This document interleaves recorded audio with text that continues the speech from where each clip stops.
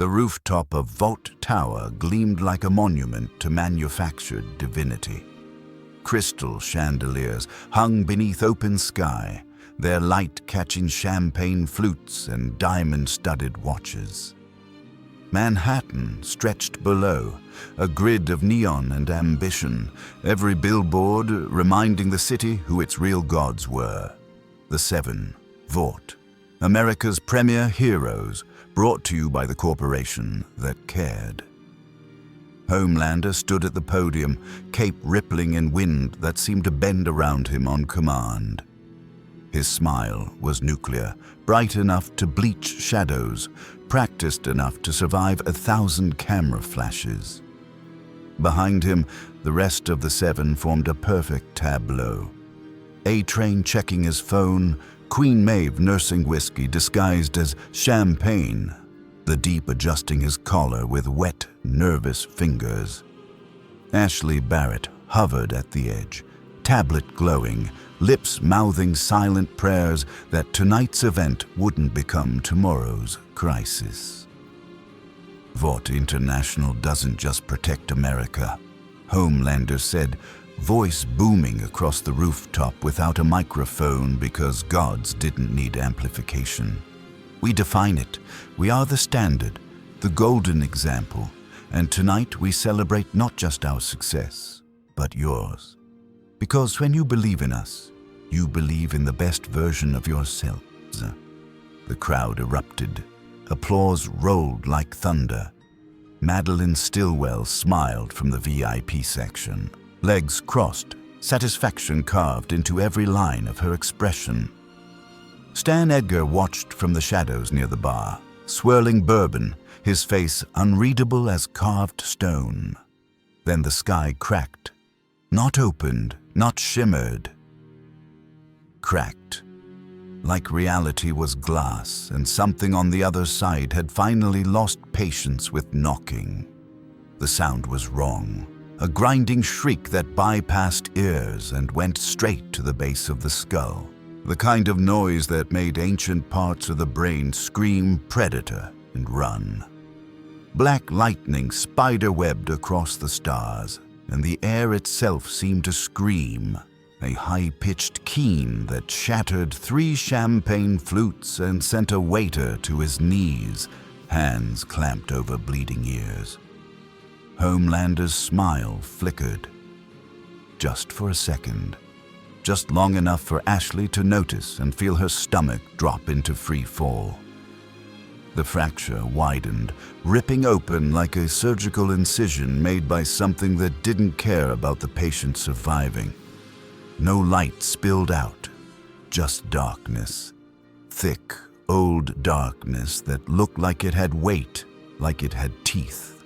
And descending through that wound in the world, moving with the calm of something that had never known fear because it had never met anything worth fearing, came a figure in obsidian robes.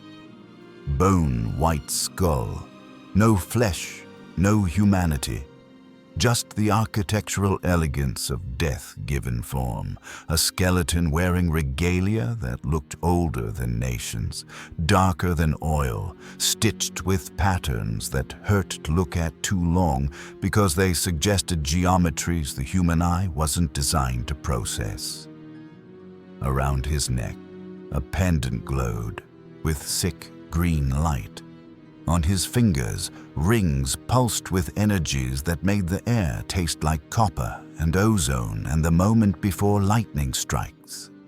Ainz Ooal Gown landed on the podium without a sound.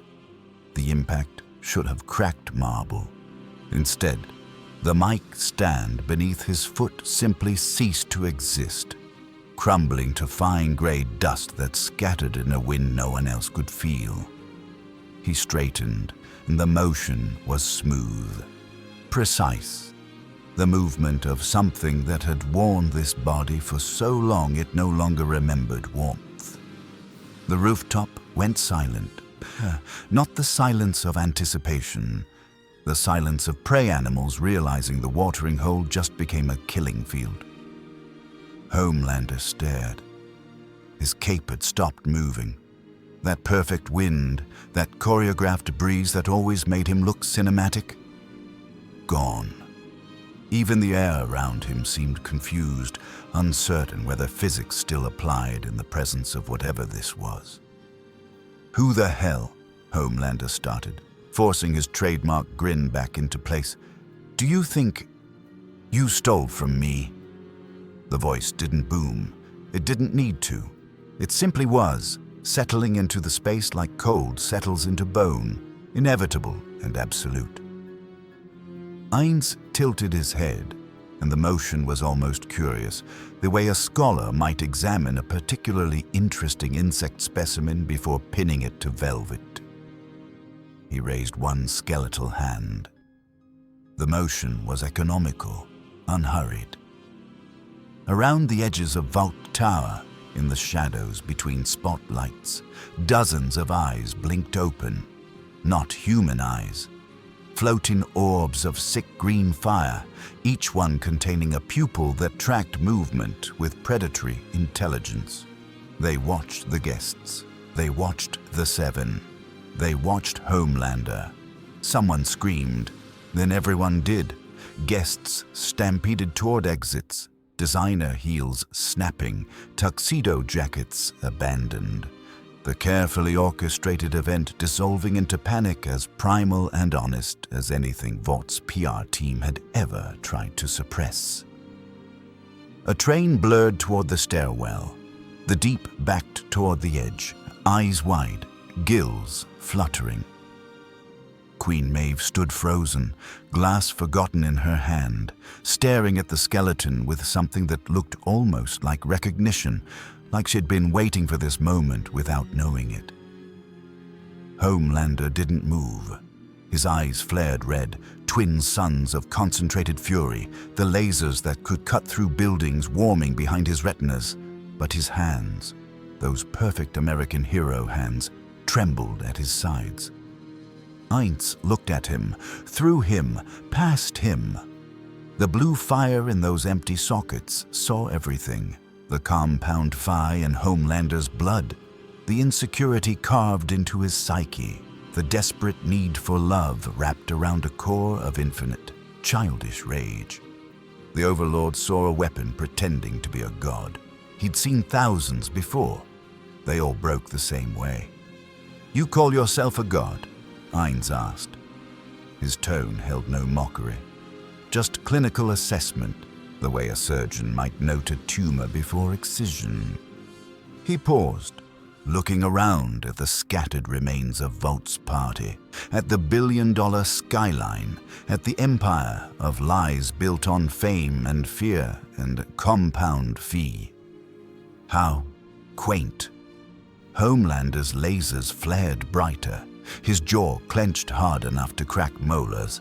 Every instinct screamed attack, but something deeper, something that had lived in humanity since humanity huddled in caves, watching shadows move outside firelight, told him that attacking would be the last mistake he ever made.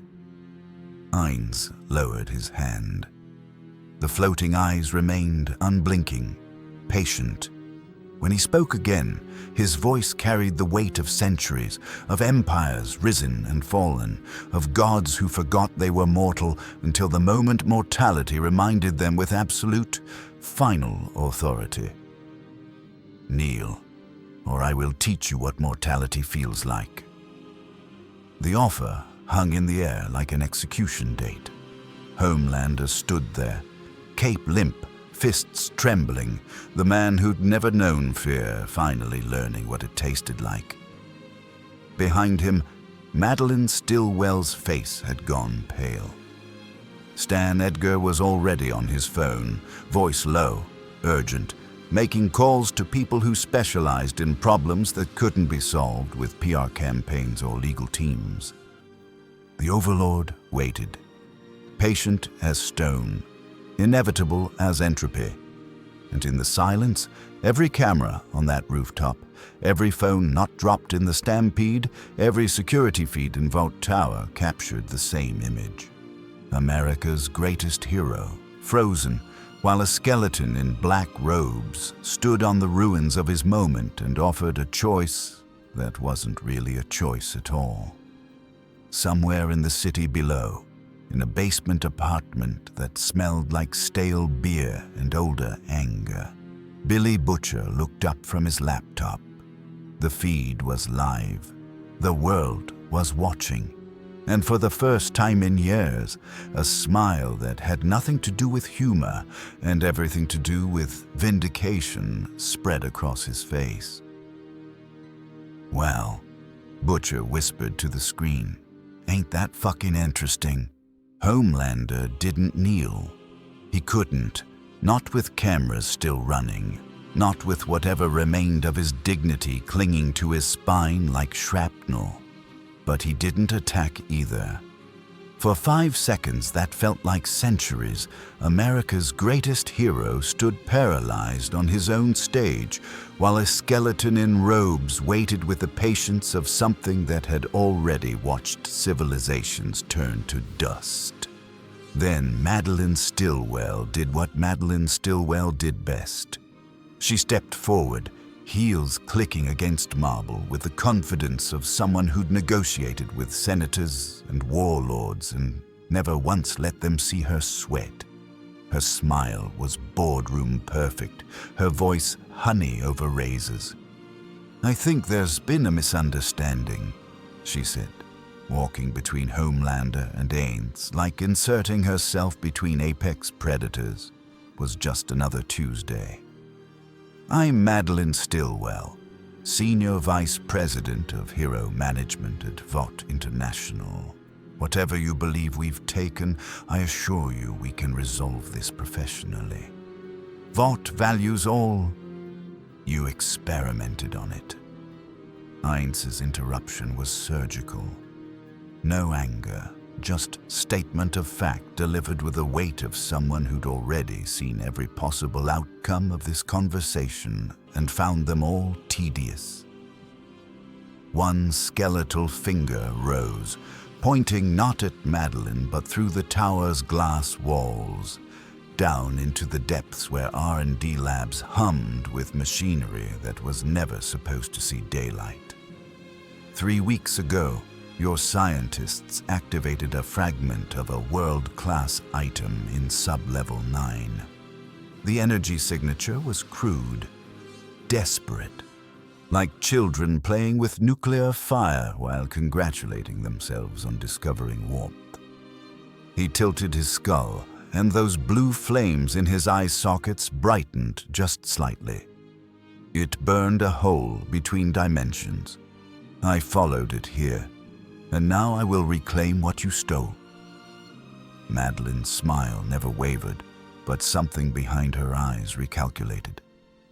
She'd dealt with enhanced individuals before, egos wrapped in invulnerability, tantrums backed by super strength. This was different. This thing spoke like it had authored textbooks on cosmic law and was simply citing established precedent. "I'm sure we can come to an arrangement," she said smoothly. "Vought is always interested in partnerships with exceptional individuals. Whatever this item is, I'm confident we can. You cannot." 2 words. Absolute as a closing door.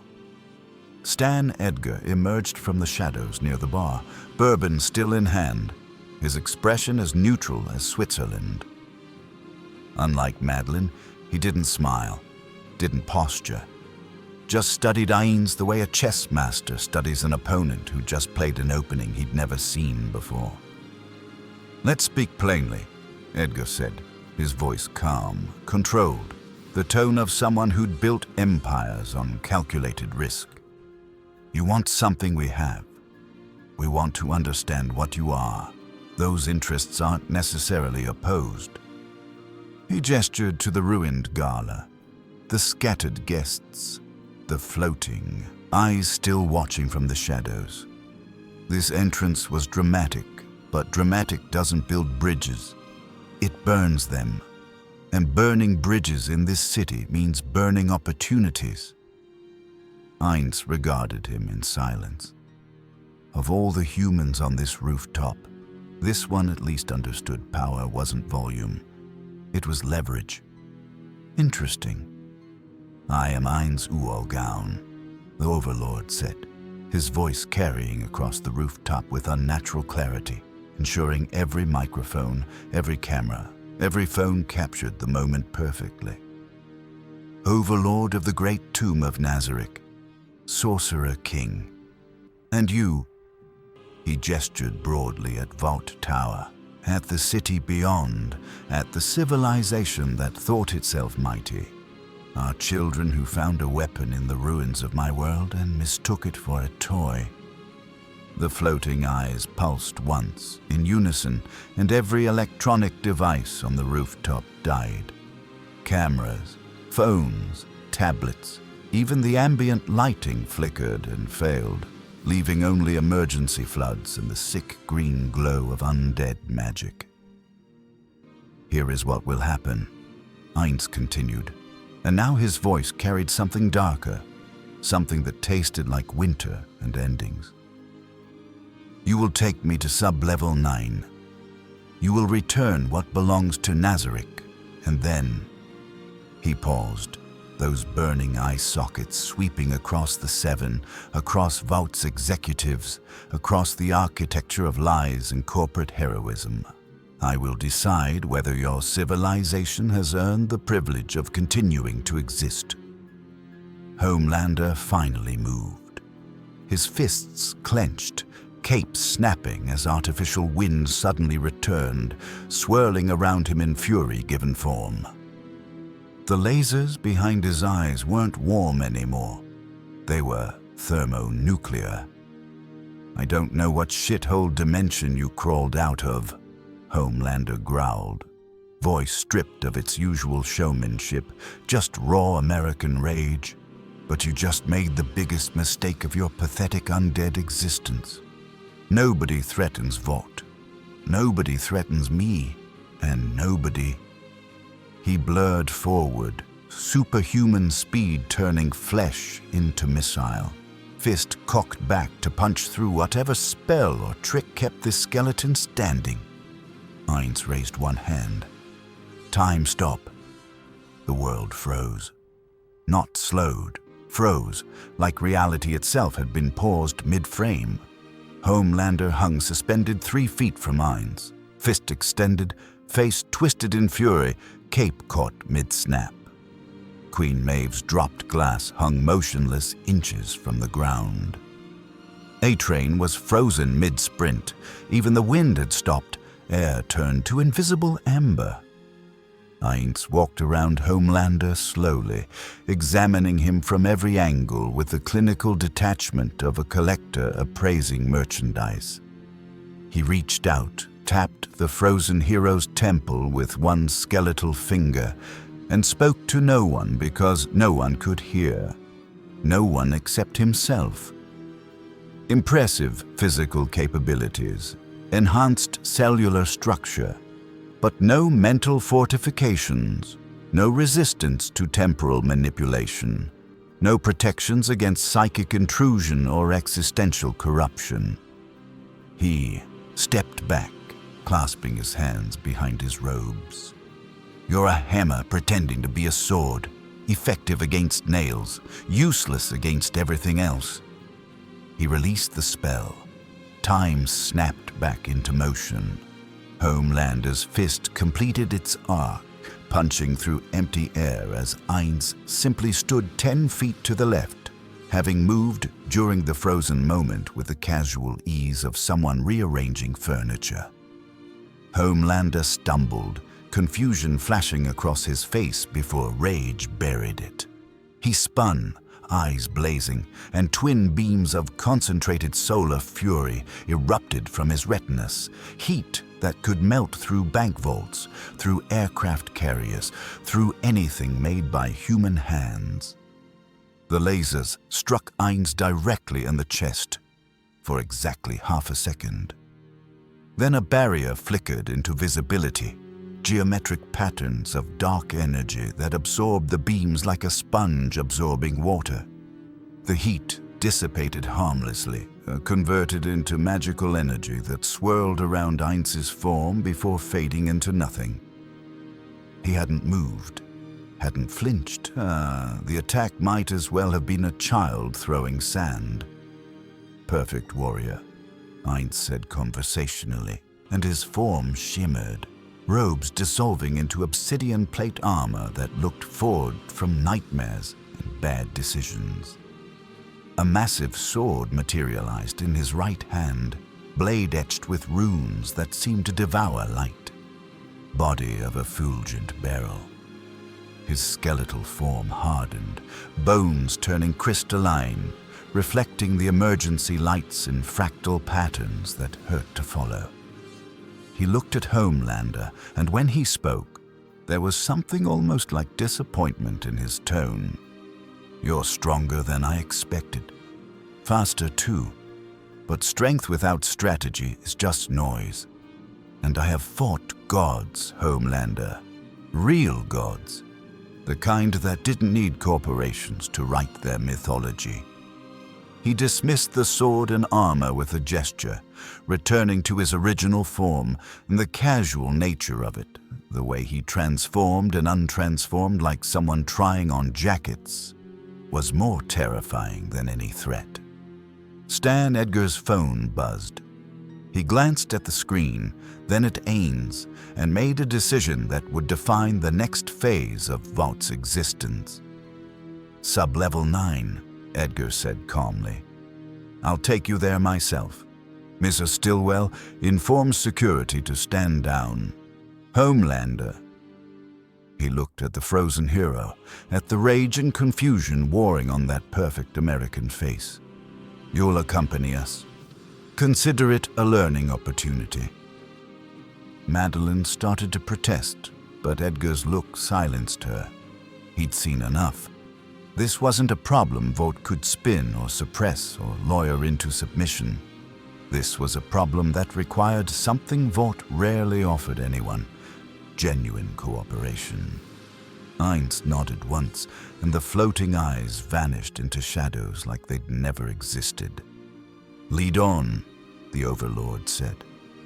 And as Stan Edgar walked toward the elevator with a skeleton king behind him and America's most powerful hero seething at his side, the people, still watching from windows and rooftops and security feeds across Manhattan, realized they just witnessed something unprecedented. Not a hero's arrival, not a villain's debut. The arrival of something that made those categories meaningless. The elevator descended in silence, broken only by the mechanical hum of motors dragging them deeper into Vought's heart.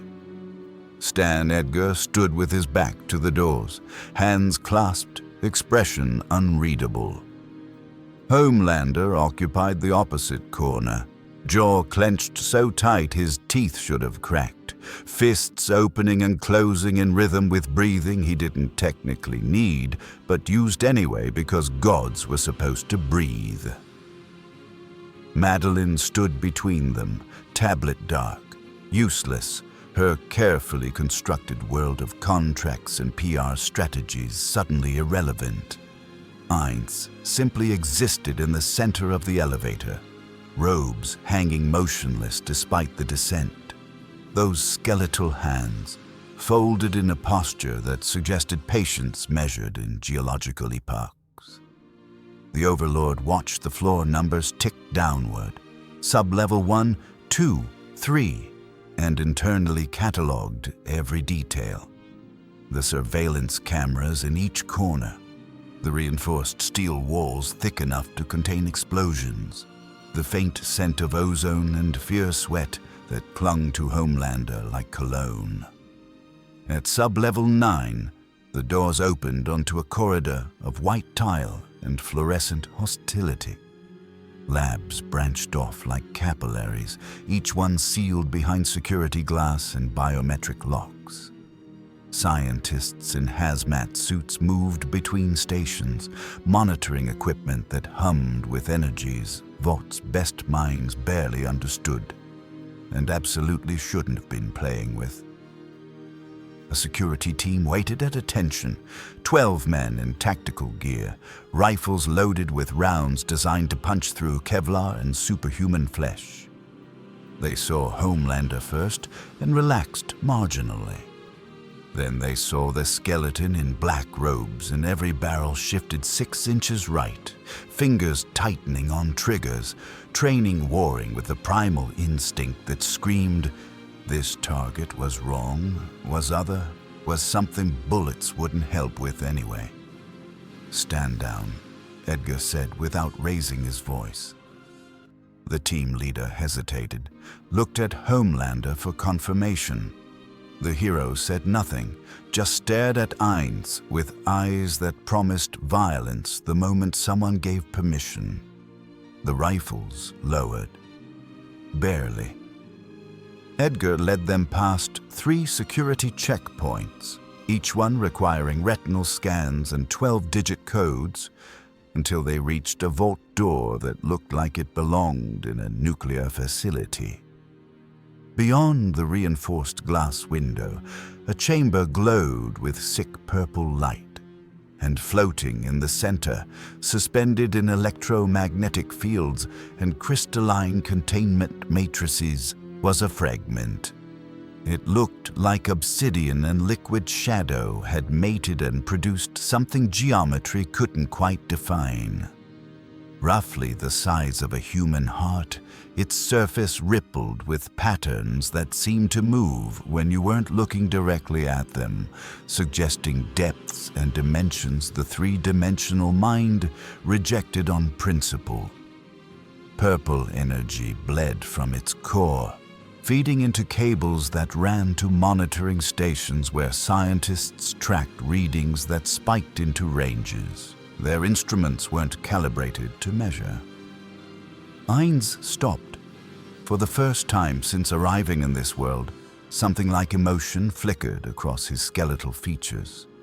Recognition, perhaps, or the undead equivalent of relief. Ouroboros fragment, he said quietly. A piece of the world-class item that governed dimensional boundaries in YG Yggdrasil. My guild spent 3 years hunting the complete artifact. We never found it. The game ended, the servers shut down, and I thought... He paused, and when he spoke again, his voice carried weight that hadn't been there before. I thought I was the only remnant left. Madeline saw opportunity the way sharks smell blood. If this artifact is so valuable, surely we can negotiate terms. Vought has resources. You have nothing I want. Ainz turned from the window, and the blue flames in his eye sockets had brightened, burning with intensity that made the fluorescent lights seem dim by comparison. Accept what you stole. The fragment must be returned to Nazaryk's treasury. It's not negotiable. It's not for sale. It simply is. Homelander finally spoke, voice low and dangerous. You walk in here, threaten us, humiliate me in front of the world, and think you can just take whatever you want. Fuck that. Fuck you. Homelander, Edgar warned. No. The hero stepped forward, and there was something unhinged in his expression now, the mask of sanity slipping to reveal the damaged thing underneath. I'm done playing nice with this Halloween reject. You want that thing, you go through me, and this time, his eyes blazed red. I'm not holding back. Ainz tilted his head. You were holding back? The question landed like a slap. Homelander's expression twisted, rage and humiliation mixing into something toxic, and he lunged, not with superhuman speed this time, but with the wild, desperate fury of someone whose entire self-concept was crumbling, and violence was the only language left. Ainz didn't move, didn't cast, simply raised one hand, palm out, and spoke a single word. Grasp heart. Homelander stopped mid-lunge, suspended in air, eyes wide. His hands clutched at his chest, at the place where his invulnerable heart suddenly felt like it was being crushed in an invisible fist. Not pain. Homelander barely remembered pain. But pressure. Terrible pressure. Like his rib cage was a car compactor and someone just hit the button. He couldn't breathe, couldn't move. Just hung there, cape limp, while his nervous system screamed messages his brain couldn't process, because nothing had ever hurt him before. Nothing had ever made him feel small and weak and mortal. Ainz held the spell for exactly 3 seconds, then released it. Homelander dropped, hitting the floor on hands and knees, gasping, trembling. A thin line of drool hung from his lip. His eyes weren't glowing anymore, just wide and wet and terrified. "I didn't crush it," Ainz said conversationally. "I could have.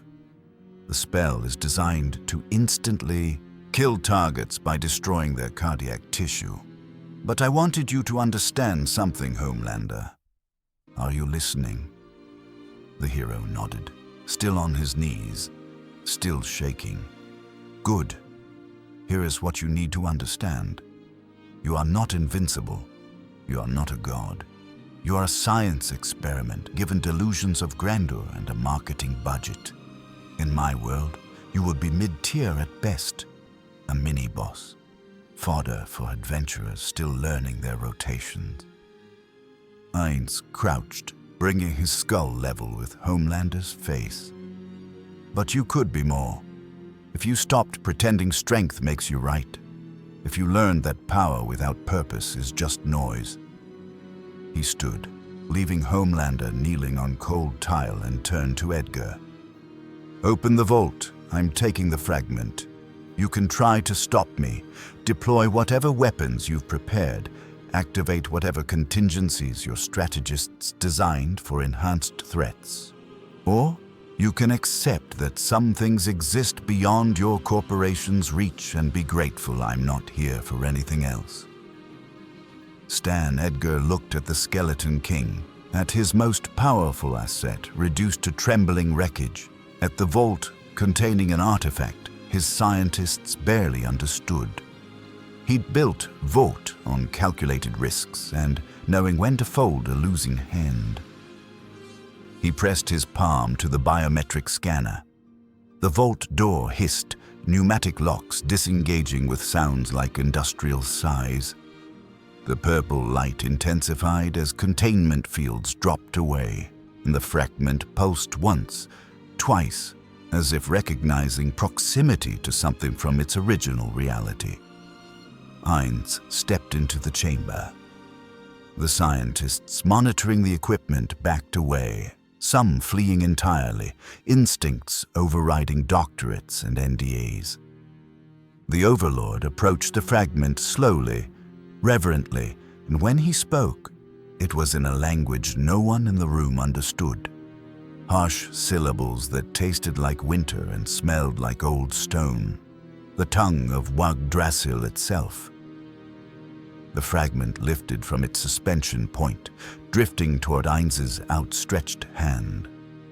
The moment bone touched shadow crystal, purple light exploded outward in a wave that knocked over equipment and shattered monitors.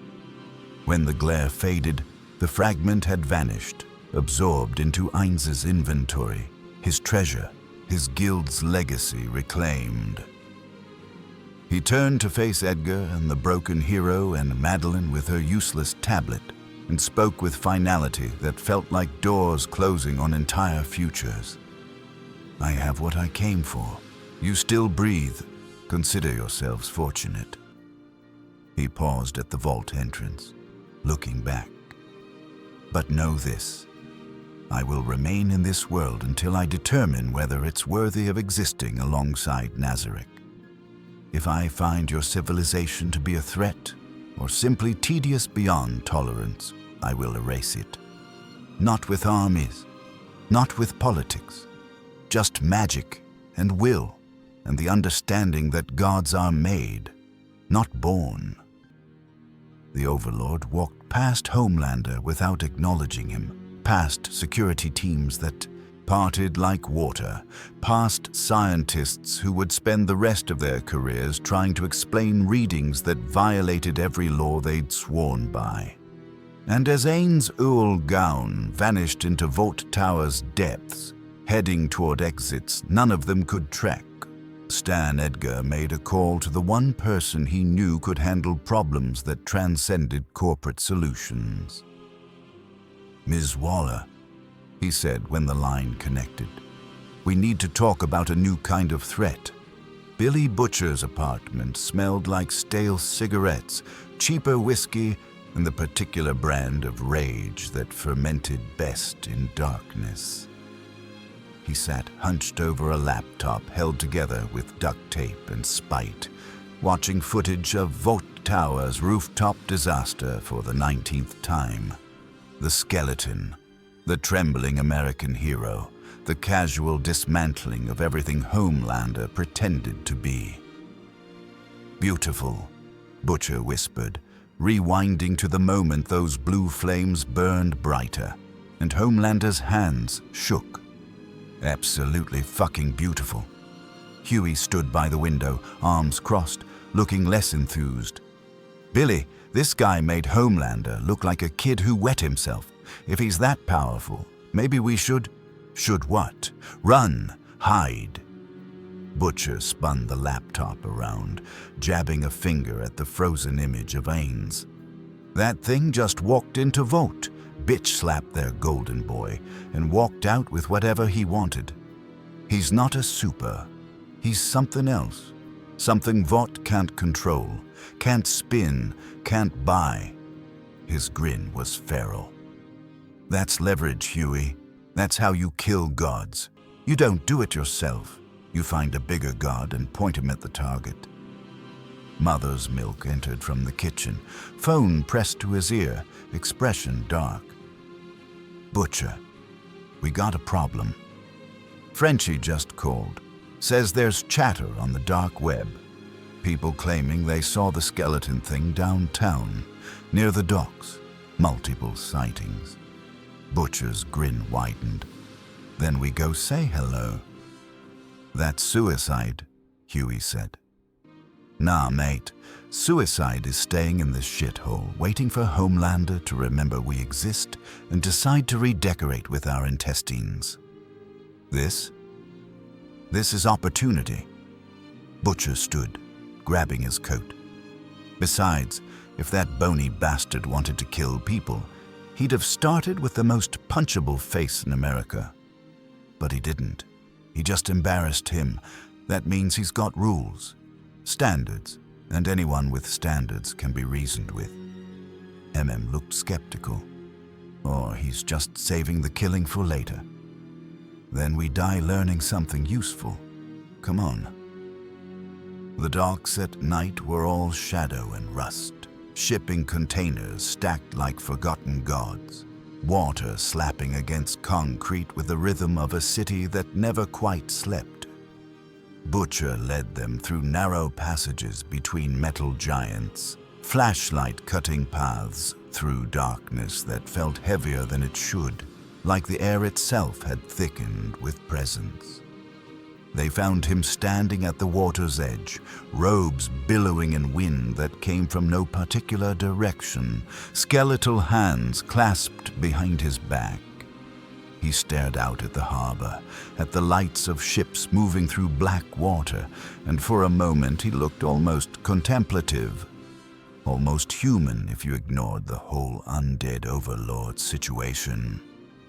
"I know you're there," Ainz said without turning. 3 heartbeats, elevated stress hormones. One of you is considering running, another is considering shooting me.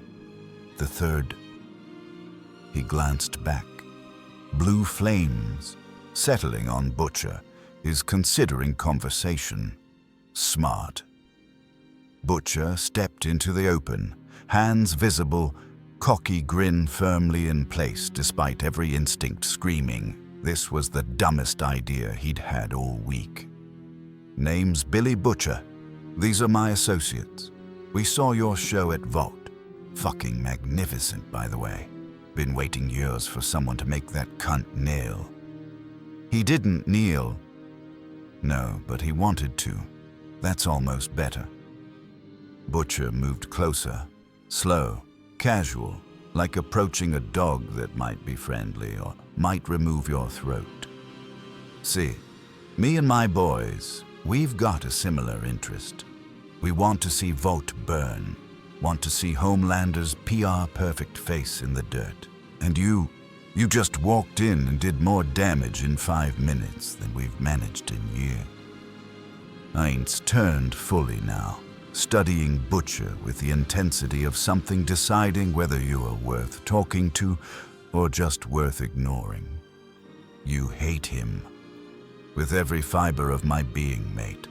Why? The question was simple. The answer wasn't. Butcher's grin faltered, and for just a second, something raw showed through the cracks. Because he took someone from me. Someone who mattered. And Vought covered it up.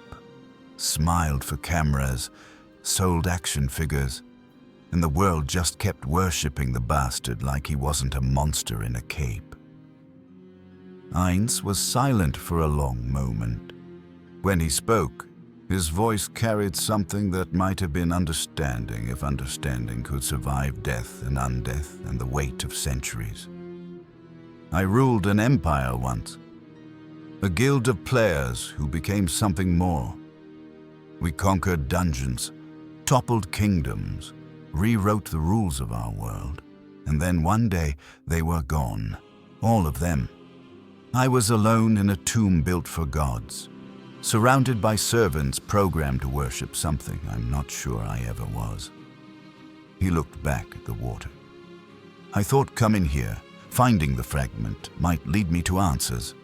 To them. Instead, I found a world that worships false gods and calls it heroism. Your Homelander is powerful, yes, but power without meaning is just noise.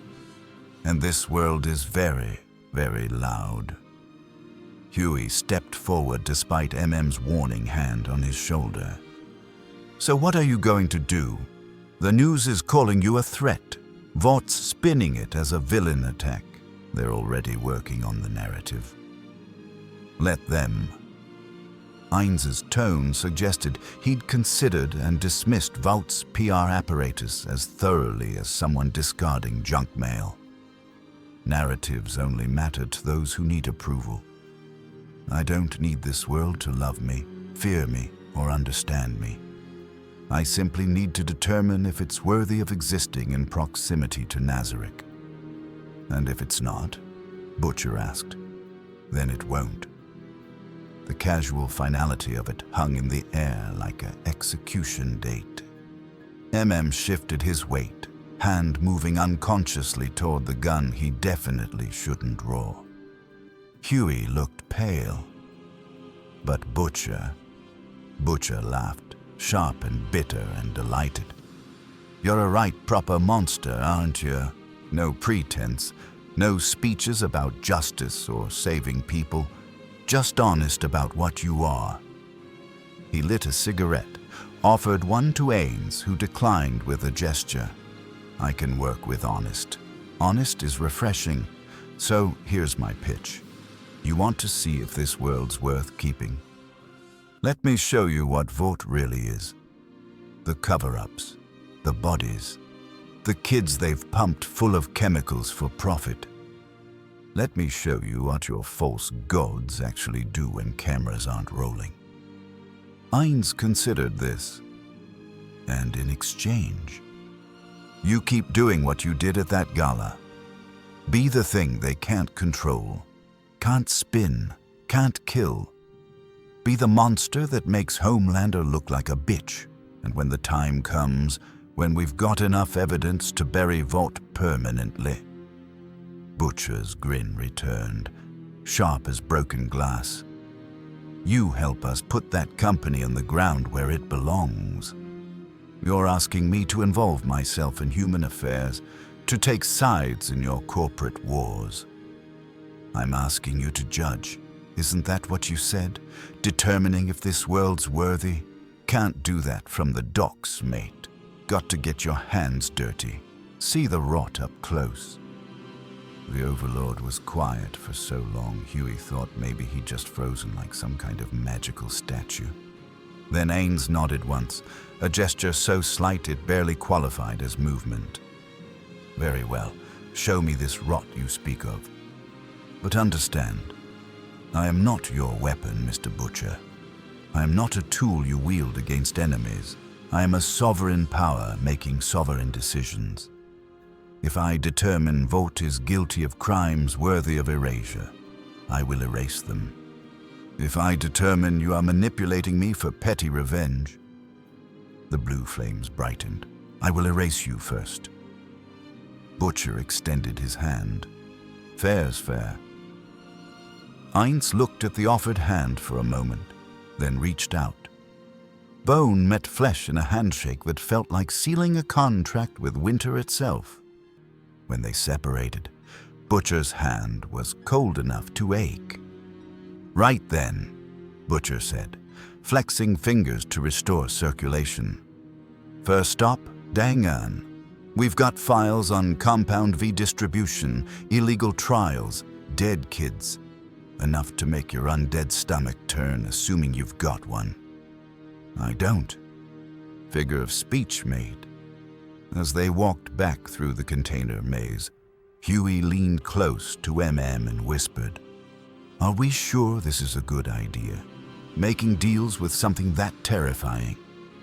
MM watched Ainz's robes billow in impossible wind, watched Butcher walking beside him like they were old mates heading to the pub. Hell no. But when did Butcher ever have good ideas? We just try to survive them. Behind them, in the shadows of shipping containers and industrial decay, Ainz Ooal Gown followed the humans who hated false gods.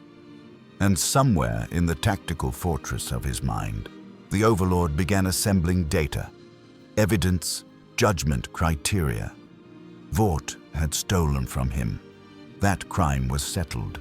But this world, this loud, garish, broken world, had committed crimes the Fragment couldn't answer for. And if Billy Butcher wanted to be his guide through humanity's worst impulses, Ainz would accept. After all, you couldn't judge a civilization without understanding its capacity for evil. And evil, Ainz knew intimately. He'd been practicing it for years. The abandoned subway station beneath Hell's Kitchen smelled like decades of piss and forgotten ambition. Butcher led them through corridors covered in graffiti that ranged from artistic to threatening, flashlights cutting through darkness thick enough to choke on. Frenchie waited at the bottom of a rusted stairwell, laptop balanced on a milk crate, surrounded by enough conspiracy board evidence to fill a documentary series. "Mon ami," Frenchie said, looking up at Butcher before his eyes found Ainz and went wide. "Merd, you actually brought him." "Told you I would." Butcher gestured at the setup. "Show him." Frenchie's hands shook slightly as he turned the laptop. The screen displayed medical files, children's faces, dates of injection, survival rates that made Huey look away and MM's jaw clench. Page after page of Compound V trials, conducted in third world countries where regulations meant nothing and deaths could be buried under paperwork and bribes. Vought has tested on over 3,000 children in the last 20 years, Frenchie explained, accent thickening with barely suppressed rage. Most died. The ones who survived became products, assets. They are sold to governments, militaries, private security firms. Vought calls it heroism. I call it slavery with better marketing. Ainz stepped closer, skeletal fingers scrolling through files with unexpected gentleness. His eye flames dimmed slightly as he read. Subject 2847, female, age 6, cardiac failure during enhancement. Subject 3012, male, age 4, catastrophic cellular rejection. The clinical language couldn't hide what these files represented. Sacrifice. Industrial-scale sacrifice dressed in lab coats and liability waivers. These children had no choice, Ainz said quietly. None, Butcher confirmed. Parents were paid off or threatened. Records scrubbed. The world sees Homelander and thinks miracle. They don't see the 1,000 dead kids it took to make him. Don't see the ones who survived but wish they hadn't. Ainz was silent for a long moment, and in that silence, something shifted. The temperature dropped 10 degrees. The shadows in the abandoned station deepened, growing longer, darker, gaining weight and presence. When the Overlord spoke again, his voice carried an edge that made everyone except Butcher take an unconscious step backward. In Nazarick, we ruled through strength, through fear when necessary. But even in an empire built on conquest, there were lines. Children were not weapons. They were potential. Legacy. The future we built toward, even knowing we might not see it. He turned from the laptop, and those blue flames burned with intensity that made Frenchie's cigarette seem dim by comparison. This is not strength. This is cowardice hiding behind profit margins. So you see it, Butcher said, moving closer, sensing opportunity the way predators sense wounded prey. Vaught's not just corrupt. They're a cancer, and cancers don't negotiate. They don't reform. They get cut out. Before Ainz could respond, MM's phone buzzed. He checked it, face hardening. We got a problem. Just got a text from Kimiko. Says Vaught's mobilizing. Security teams, private contractors, heavy ordnance. They're sweeping the city looking for something. Looking for him, Huey said, nodding at Ainz. Let them look. Ainz's tone suggested he found the entire concept of Vought, hunting him as threatening as ants declaring war on the sun. They cannot find what I do not wish found. I can render myself undetectable to their technology, their enhanced individuals, their... The ceiling exploded. Not metaphorically. Actually exploded.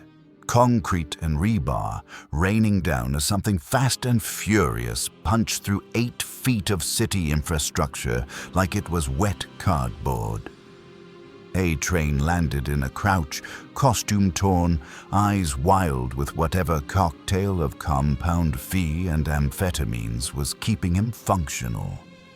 Behind him, descending through the hole with theatrical slowness, cape billowing, came Homelander. His face was wrong, not the PR-perfect smile Americans loved. Something cracked, damaged.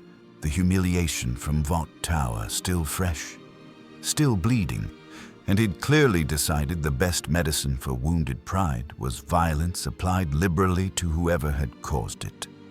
Found you, Homelander said, landing softly, boots crunching on rubble. His eyes glowed red, warming up, hunger in that light that had nothing to do with justice and everything to do with reasserting dominance. You embarrassed me, made me look weak in front of the world. That was a mistake.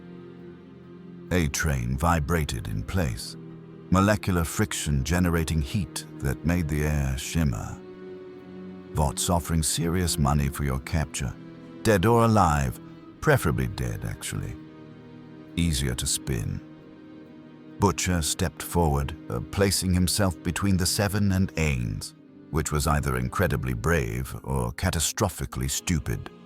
Probably both. Oi, Homelander, how's the heart? Still feeling a bit squeezed? Homelander's eyes flicked to Butcher, recognition sparking. Billy Butcher? Been a while. Thought you'd crawled into whatever hole rats go to die. Guess I'll have to make one for you. Big talk from a man who kneeled. I didn't kneel, Homelander screamed, and the sound was visceral, breaking glass in adjacent tunnels, shaking dust from walls. I never kneel, I never lose. I'm the peak, the fucking pinnacle, and some Halloween store skeleton isn't going to change that. He moved, not flying, just raw superhuman speed turning flesh into blur, hands outstretched to grab, to crush, to reassert the natural order where he was predator and everything else was meat. Ainz raised his hand. Wall of skeleton. The ground between them erupted. Bones burst from concrete like inverse flowers, building upward in seconds, constructing a barrier of interlocked skeletal remains that looked ancient and hungry and wrong. Homelander slammed into it at full speed, and for the first time in his life, something didn't break on impact. He did. Nose crunching, momentum arrested so completely, he bounced backward, landing hard. A-Train blurred around the wall's edge, fist cocked back, moving fast enough that normal humans couldn't track. Greater teleportation. A-Train's fist hit empty air. Ainz simply wasn't there anymore, having relocated 30 feet to the left between one heartbeat and the next. The speedster stumbled, confused, looking around frantically. Chain dragon lightning. Blue-white electricity erupted from Ainz's fingertips, arcing toward A-Train with serpentine intelligence. The speedster tried to dodge, blurring left, but lightning doesn't care about speed when it's already traveling at the speed of light. It caught him mid-dodge, wrapped around his torso, and dumped enough voltage through his system to light up every nerve ending simultaneously. A-Train screamed, collapsed, twitched twice, then went still. Smoking, unconscious, probably alive, but definitely out of the fight. You killed him, Homelander roared, lasers finally firing, twin beams of solar fury meant to vaporize, to erase. Body of effulgent barrel. The lasers hit Ainz's crystalline form and refracted, splitting into a dozen smaller beams that carved scorched lines across walls and ceiling, but left the Overlord untouched. Homelander poured more power into it, eyes blazing brighter, heat increasing until the air itself caught fire. And Ainz walked forward through the beams like someone walking through rain. Annoying, perhaps, inconvenient, but ultimately meaningless. He reached Homelander and placed one skeletal hand on the hero's chest, not attacking, just touching. Contact that made Homelander freeze, made his lasers sputter out, made him suddenly terribly aware of how fragile hearts were when something that understood death intimately had access to yours. I didn't kill him, Ainz said calmly. I could have, but I didn't, because unlike you, I don't confuse power with necessity. The speedster is unconscious. He'll wake with burns and humility. You should learn from his example. Homelander tried to speak, to rage, to do anything but stand there with the skeleton's hand resting over his heart like a promise of ending. Fear. The spell hit like psychological napalm. Every insecurity Homelander had ever buried, every nightmare he'd suppressed, every moment of inadequacy and abandonment and desperate need for love came rushing back, amplified 1,000 times. He saw himself as he truly was. Not a god, but a broken experiment, a lab rat given powers and ego in equal measure, alone in ways that would never heal. He collapsed, curling into himself, hands over his head, making sounds that were almost sobs if sobs could carry that much damaged pride. Ainz released him, stepping back, and looked at Butcher and the horrified boys with something approaching weariness in his undead posture. "This is what you wanted me to see? That Vought creates monsters and calls them heroes? I've seen enough." "So what now?" Butcher asked. "Now I investigate further. If what you've shown me is representative, if Vought truly builds its empire on the bones of children and lies." Ainz looked down at Homelander, still curled on rubble, still trapped in his own mind. "Then I will pass judgment. But I need more than files and broken soldiers. I need truth, unfiltered, complete." "We can get you that," Butcher said quickly. "We've got sources, evidence that'll make those files look like parking violations." Ainz nodded once. Then he gestured, and Homelander's fear spell released. The hero gasped, awareness returning, but the fight was gone. Just exhaustion and shame remained. "Go," Ainz told him. "Tell your handlers I'm not interested in their war, but if they continue hunting me, I'll stop being polite." Homelander fled, actually flew away through the ceiling hole, cape torn, dignity shredded, the invincible man running from something he finally understood he couldn't beat. Ray Train groaned, still twitching, and in an abandoned subway station beneath Manhattan, Billy Butcher smiled his most dangerous smile and thought about how beautiful it would be watching this undead king dismantle everything Vought had built. The media firestorm started 3 minutes after footage of Homelander's retreat hit the internet. Not controlled leaks through Vaught's PR apparatus, but raw cell phone video from bystanders who'd watched America's golden boy flee from a skeleton in robes. Within an hour, every news channel, podcast, and social media platform was showing the same images on infinite loop. Homelander curled on rubble, A-Train twitching and smoking, the Invincible Seven reduced to casualties. Ashley Barrett's phone exploded with notifications. 17 board members calling simultaneously. 43 news outlets demanding statements. Her hands shook as she tried to draft responses that wouldn't sound like the desperate lies they absolutely were. How do you spin your flagship hero getting psychologically demolished on camera? How do you maintain the illusion of invincibility when everyone just watched it shatter? Madeline Stillwell sat in her office, staring at polling data that dropped faster than bodies from tall buildings. Vaught's approval rating had cratered 18 points in 2 hours. International contracts were being reviewed. 3 senators who'd been reliably purchased were now demanding investigations. The empire she'd helped build through carefully managed narratives was collapsing because one undead entity had walked in and refused to follow the script. Her desk phone rang. "Stan Edgar," she answered with hands that tried not to tremble. "We need damage control," she said immediately. "I can spin this. Make Ainz the villain. Frame Homelander as heroically outmatched but morally victorious.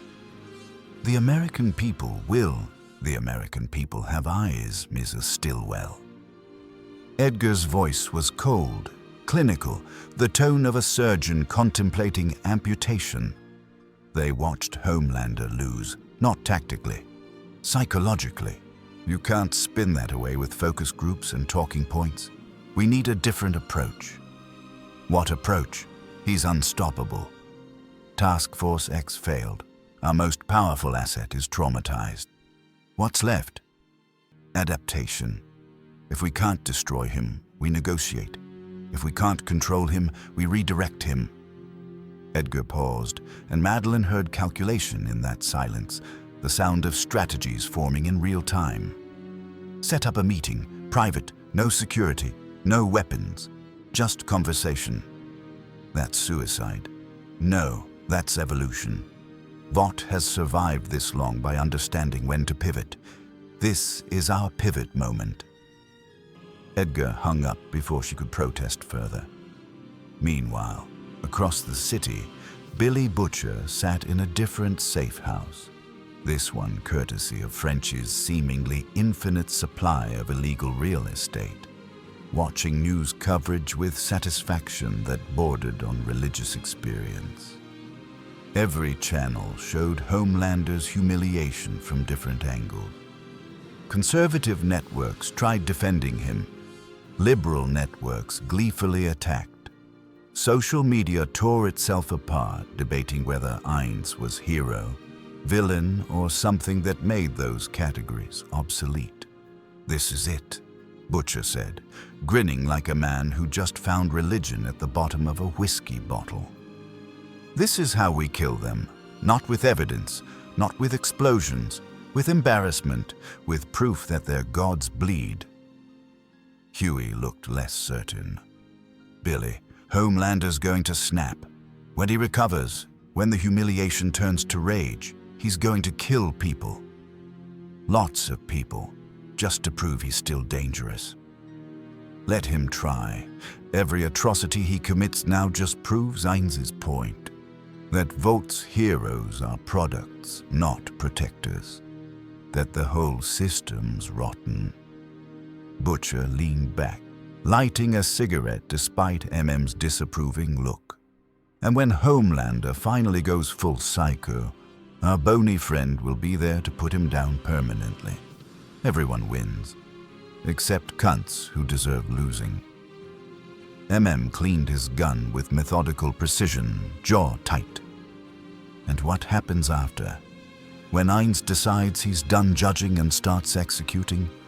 What makes you think we control that?" "We don't. That's the beauty of it. We're not controlling anything. We're just pointing and watching nature take its course." Butcher exhaled smoke toward the ceiling. "Besides, something that powerful doesn't need our permission to do anything. Better we stay useful, stay relevant, stay alive long enough to see Vought burn." Ainz himself stood on a rooftop downtown, away from cameras and crowds, watching the city react to his existence. Digital billboards showed his face, skeletal, alien, terrifying. Some called him monster, others called him savior. Most just called him impossible and tried to fit him into categories their worldview could process. He felt nothing about the attention. Fame was hollow. Power was tool, not trophy. What mattered was the data he'd gathered. Vaught's corruption confirmed through Butcher's files. Their desperation confirmed through Waller's suicide squad. Their fragility confirmed through Homelander's psychological collapse. This civilization built temples to false gods and wondered why divinity disappointed them. "You're thinking too loud," a voice said behind him. Ainz turned. Queen Maeve stood there, costume dusty, cape torn, whiskey bottle in hand, but surprisingly sober for someone whose entire career had just imploded on live television. She looked tired, not physically. Tired in the way soldiers get when wars last too long and victory stops mattering. "Queen Maeve," Ainz acknowledged, "you didn't flee with the others." "Where would I go? I've been Vaught's prisoner for 15 years, Stockholm Syndrome mixed with paychecks and NDAs." She took a drink anyway, grimacing. "You scared the shit out of Homelander. Actually scared him. I didn't think that was possible." "Fear is education. He learned he's not invincible." Painful lesson. Necessary lesson. Maeve laughed, bitter and sharp. "You know what the fucked up part is? I'm glad. I've watched that psychopath torture people, kill civilians, rape," her voice caught, "and smile for cameras afterward. And nobody could stop him. Nobody even tried. Until you. I didn't do it for justice. I know. You did it because he annoyed you. Because Vought stole something and you wanted it back. The motivation doesn't matter. The result does. She sat on the roof's edge, legs dangling over 70 stories of empty air. So what now? You going to destroy Vought? Kill us all? Become the new tyrant? Ainz considered the question seriously. I'm evaluating, gathering information, determining whether this civilization is worth preserving or whether it's simply rot that needs burning. And what's the verdict so far? Mixed. Your people worship false gods and call it heroism. You've industrialized cruelty and marketed it as protection, but you also have potential. Capacity for change if sufficiently motivated. He looked at her. You, for instance, you know Vaught's crimes. You've participated in some, yet you're still here, still wearing the costume, still playing the role. Why? Maeve was quiet for a long time. Because quitting means admitting 15 years were wasted. Because walking away means everyone I couldn't save died for nothing. Because... She took another drink. Because I'm a coward, and cowards don't get redemption arcs. We just get older and drunker and more pathetic until we die doing something we stopped believing in decades ago. Then stop being a coward. The simplicity of it landed like a slap. Maeve stared at him, at this undead thing that spoke with the certainty of someone who'd never known doubt or hesitation or the million small compromises that eroded souls by degrees. It's not that simple. It is exactly that simple. You know what's right. You know Vought is wrong. The complexity is self-imposed, justification for inaction. Ainz turned back to the city. If I rebuild this organization into something legitimate, will you help? Or will you continue drinking and complaining while children die in laboratories? The question hung in air, thick with possibility and shame. Maeve looked at her bottle, at the costume she'd worn while atrocities happened, at the skeleton who'd just offered her something she'd stopped believing existed, a second chance that might actually mean something. She poured the whiskey over the roof's edge, watching it fall 70 stories before responding. If you're serious about reforming Vought, if you actually make them stop the experiments and the cover-ups and the... Her voice steadied. Then yes, I'll help. I'll testify. I'll burn every bridge and destroy every NDA. But you have to actually mean it. I always mean what I say, Queen Maeve. Words without commitment are just noise. She stood, extending her hand.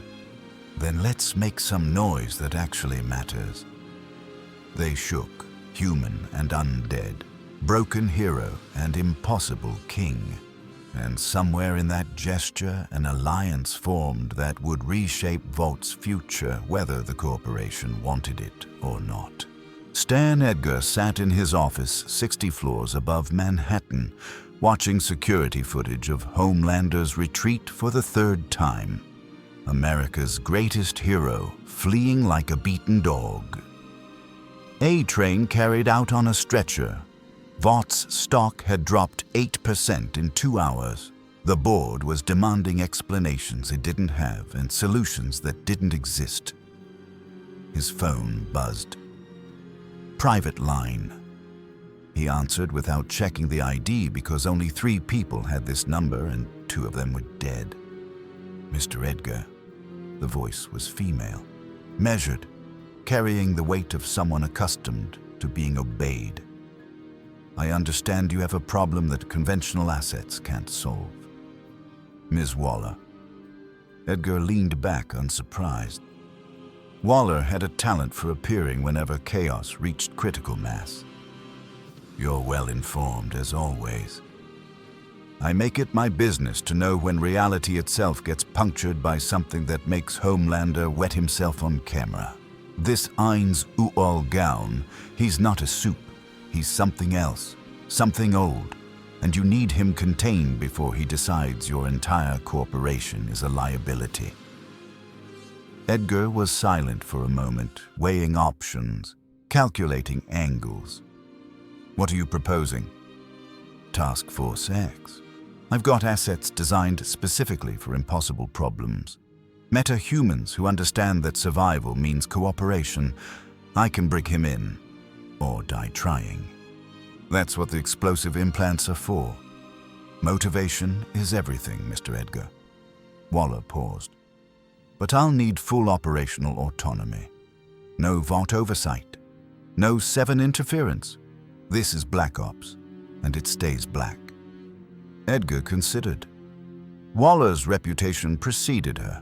Ruthless, effective, utterly amoral when circumstances required.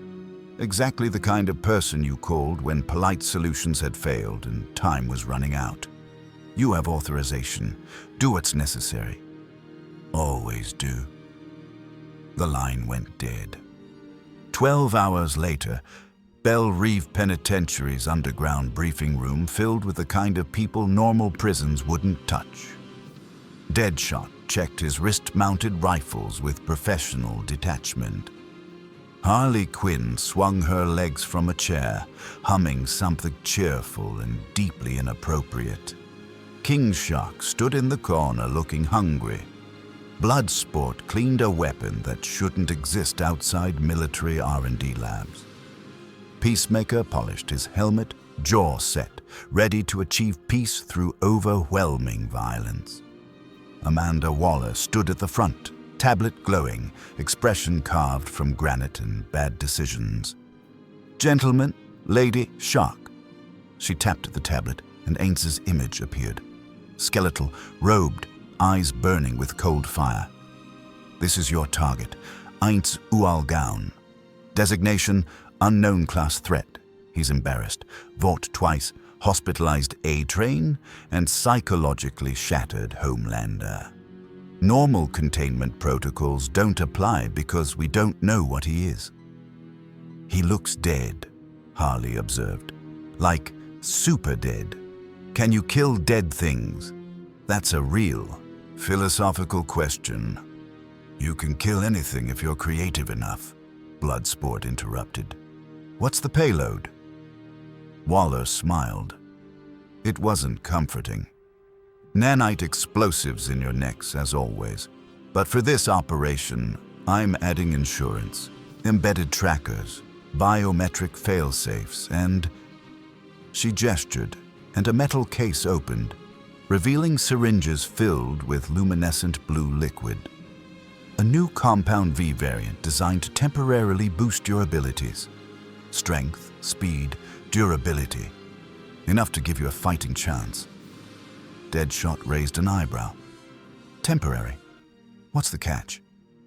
It burns out your system in 90 minutes. After that, you're baseline human again. Possibly with organ damage. Use it wisely? And if we refuse? Peacemaker asked. Waller pressed a button on her tablet. Peacemaker's neck implant beeped once. Just once. But the message was clear. You don't refuse. You complete the mission. Bring him in alive if possible. Dead if necessary. Fail. She looked at each of them in turn. And I detonate every implant simultaneously. Understood? King Shark growled something that might have been agreement or hunger. Hard to tell. Gear up, Waller commanded. Transport leaves in 20 minutes. Target was last seen in Hell's Kitchen with known terrorist William Butcher. Find Butcher, you find the skeleton. And remember, this thing took down Homelander without breaking a sweat. Don't be heroes. Be survivors. As Task Force X filed out, Harley lingered, twirling a pigtail, expression uncharacteristically thoughtful. Hey, Waller, what if he's not a bad guy? What if he's just like misunderstood? Happens a lot with the whole undead demographic. Then you shoot him anyway and let the afterlife sort it out. Move. Harley skipped away, whistling. Waller watched them go and made a second call. This one to a number even fewer people possessed. "It's done," she said when it connected. "Task Force X is deployed. If they succeed, we contain the threat. If they fail, then we know what we're dealing with," Stan Edgar finished. "Either way, we gain intelligence, acceptable risk. Nothing about this is acceptable, Mr. Edgar, but it's necessary. And necessity is what I do best." She hung up and pulled up Ainz's file again, studying the grainy footage of him walking through Homelander's lasers like they were stage lights. Something in her gut, the part that had kept her alive through decades of impossible operations, whispered that sending Task Force X against this thing wasn't strategy. It was sacrifice. But Amanda Waller had made a career out of sacrificing pawns to protect kings, and if a few criminals with explosive necklaces had to die to understand what Ainz Ooal Gown truly was, then that was a price she'd pay without losing sleep. She closed the file and began drafting contingency plans for when, not if, Task Force X failed.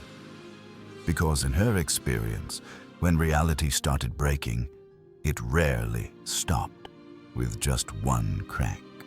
Hell's Kitchen at 3 in the morning belonged to rats and regret. Butcher's safe house occupied the 3rd floor of a building that should have been condemned 2 decades ago. Walls thin enough to hear neighbors fighting and plumbing that groaned like dying animals. Ainz stood by the window, skeletal fingers pressed against glass, watching the city that never slept but desperately needed rest. Behind him, Butcher spread more files across a table held together with duct tape and spite.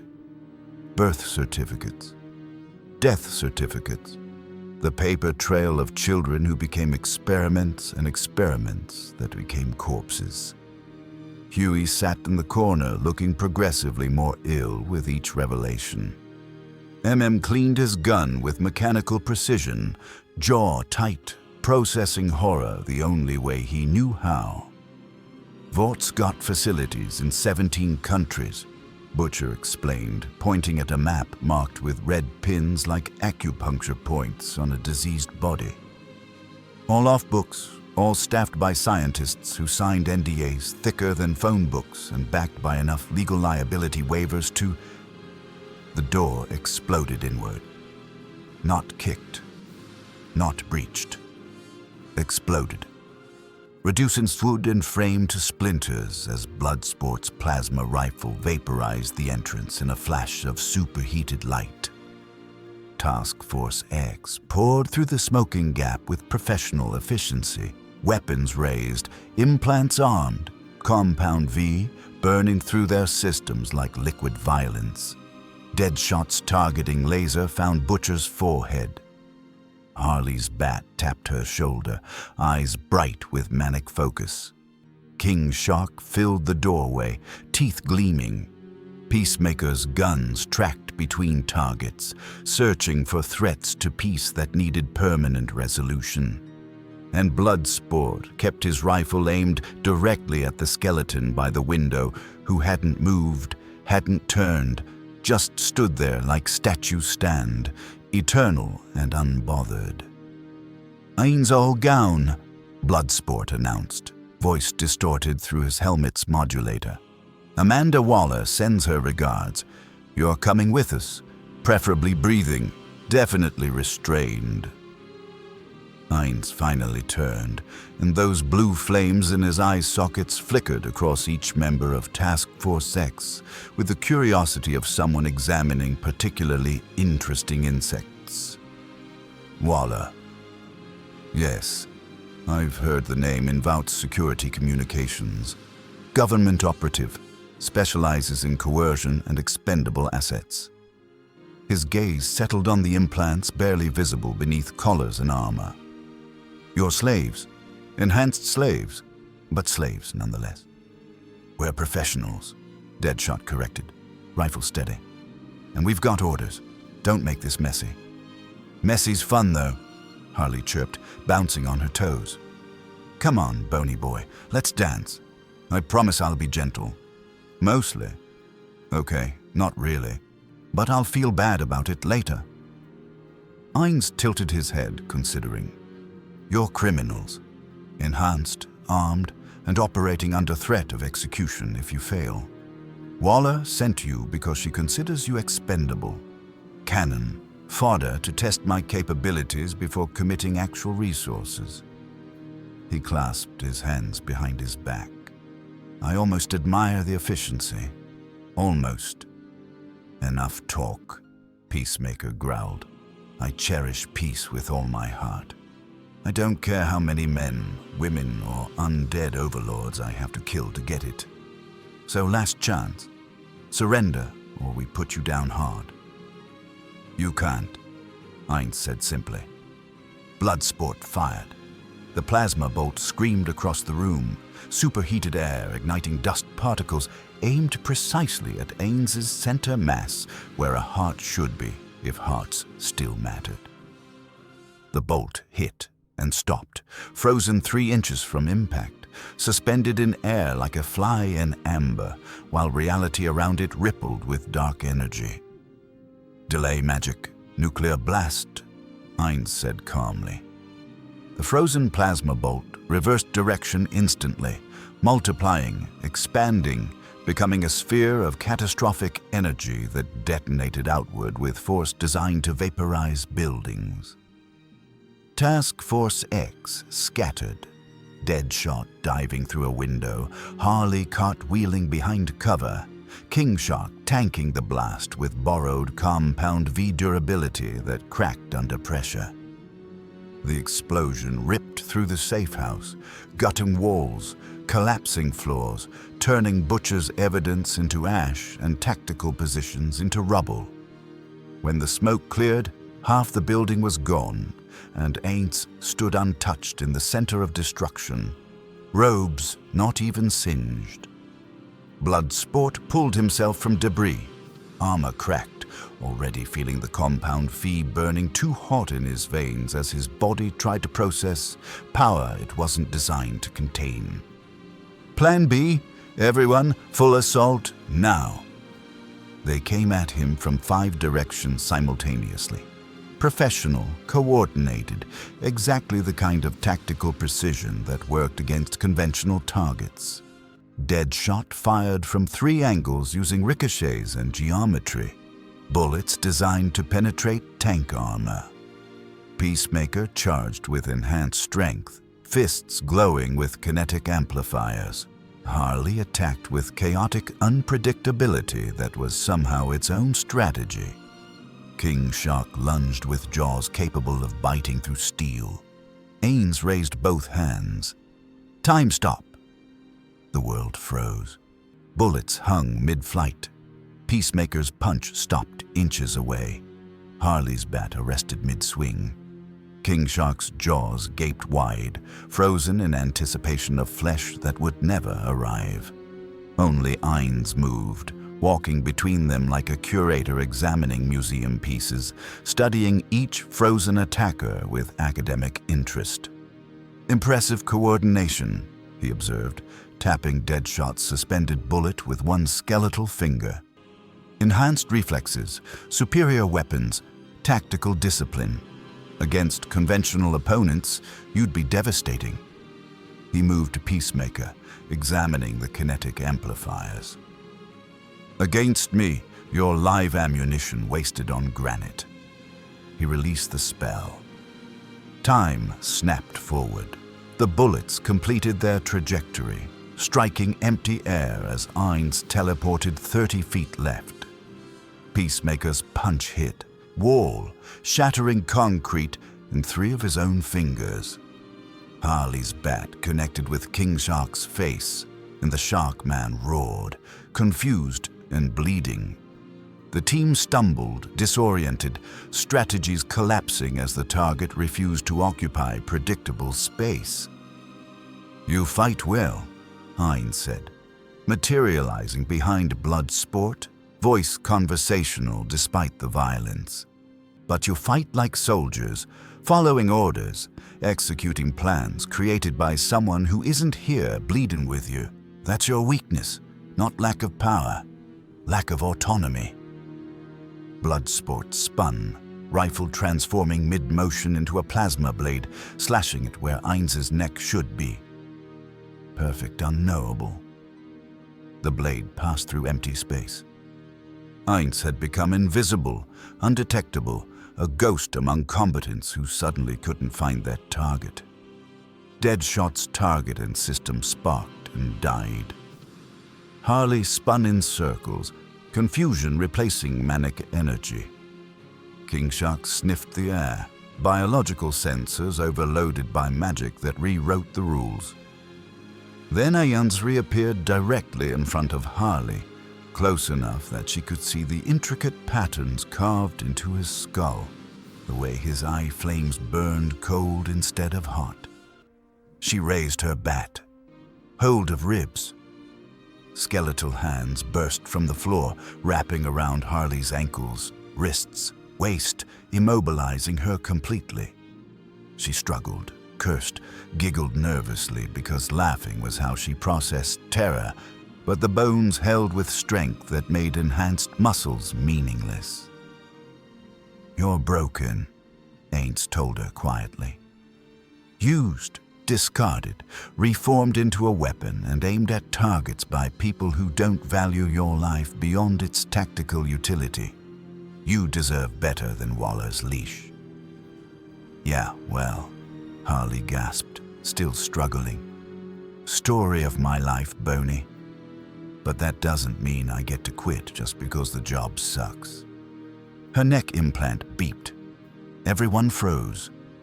That beep meant Waller was watching, meant failure was being calculated, meant someone was about to die as an example.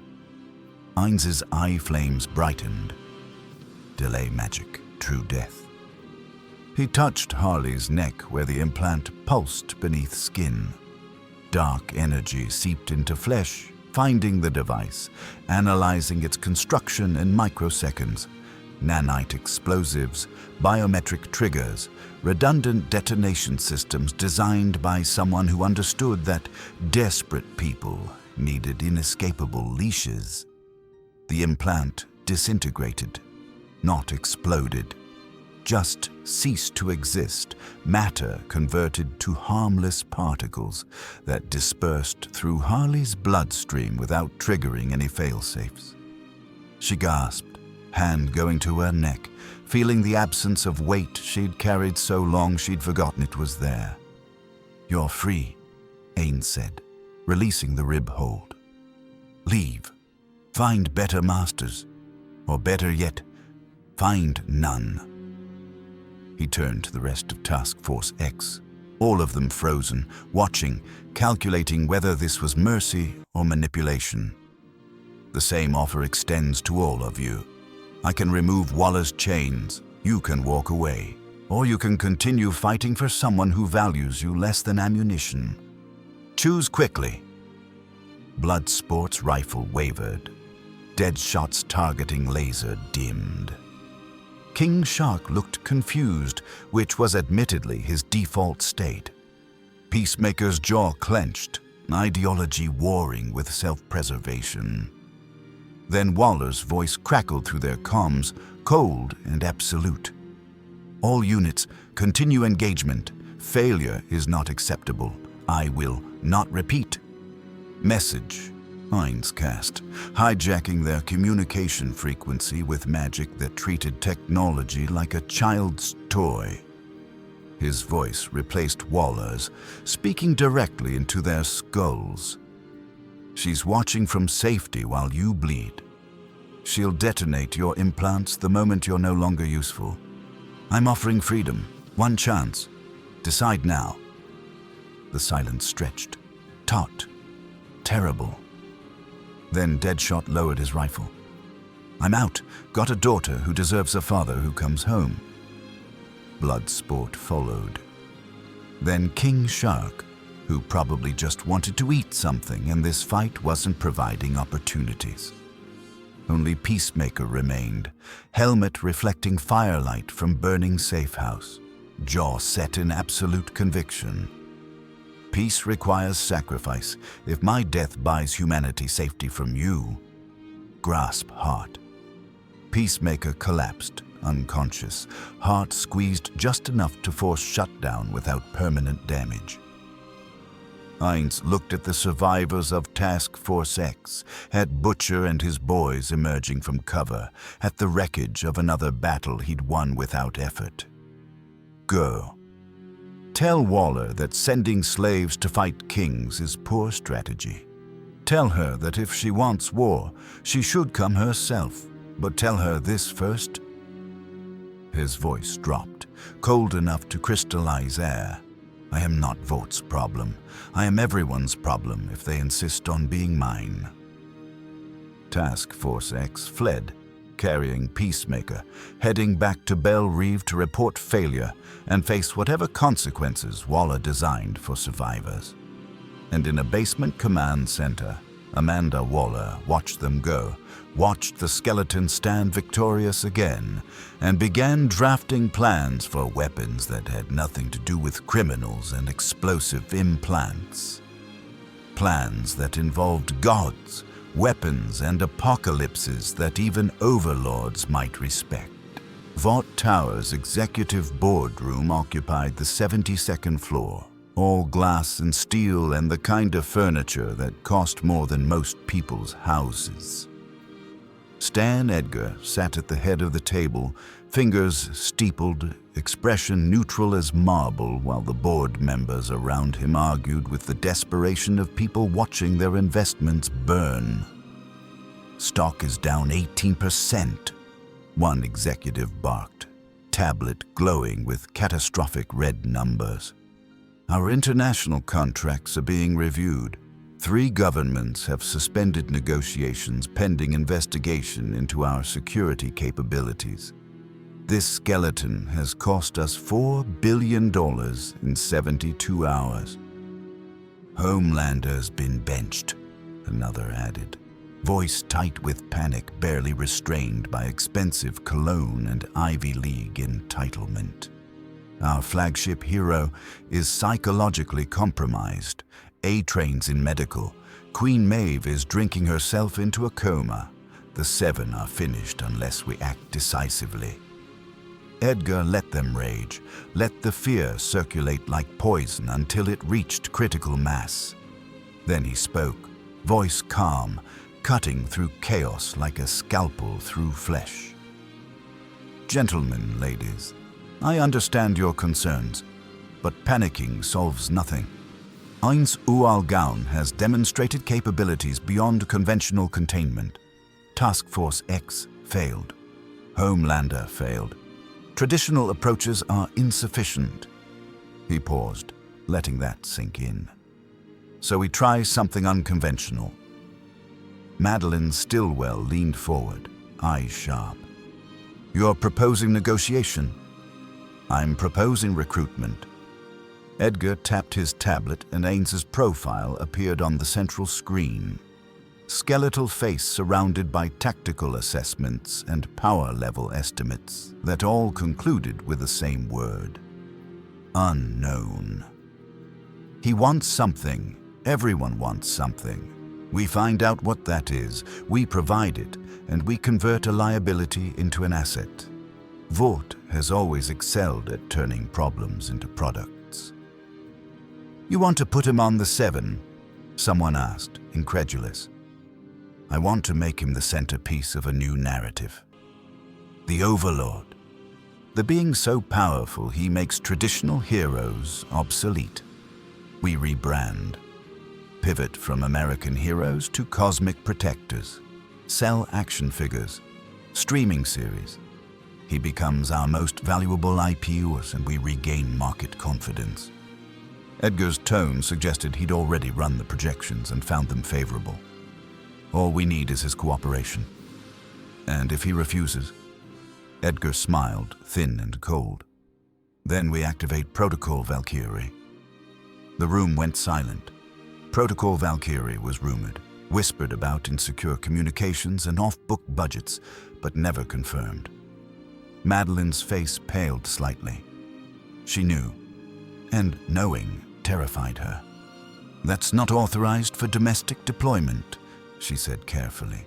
"It will be if the threat escalates, but that's Plan B. Plan A involves convincing Ainz that cooperation benefits him more than opposition." Edgar stood, straightening his suit.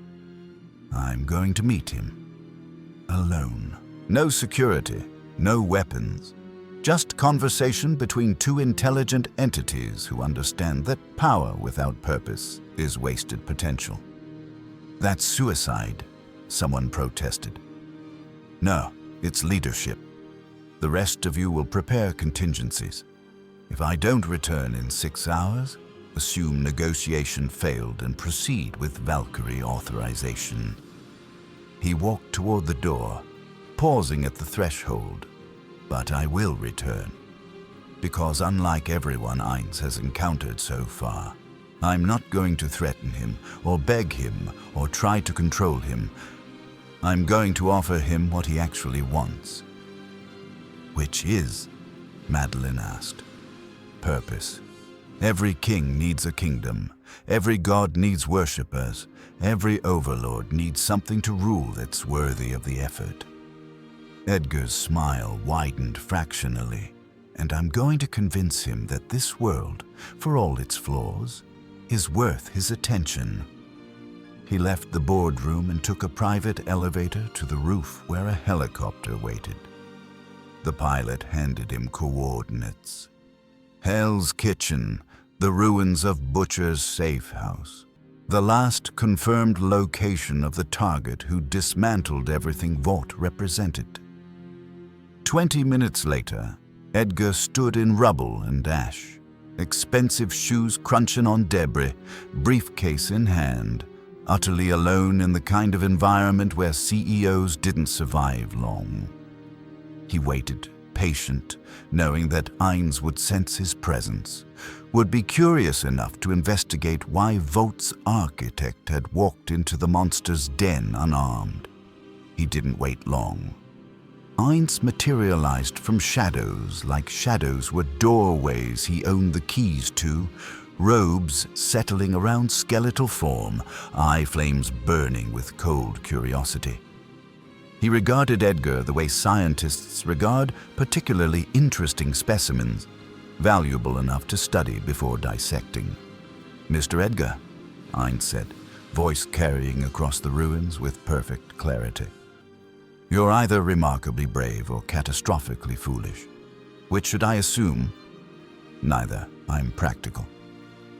Edgar set his briefcase down, opened it slowly to show its contents.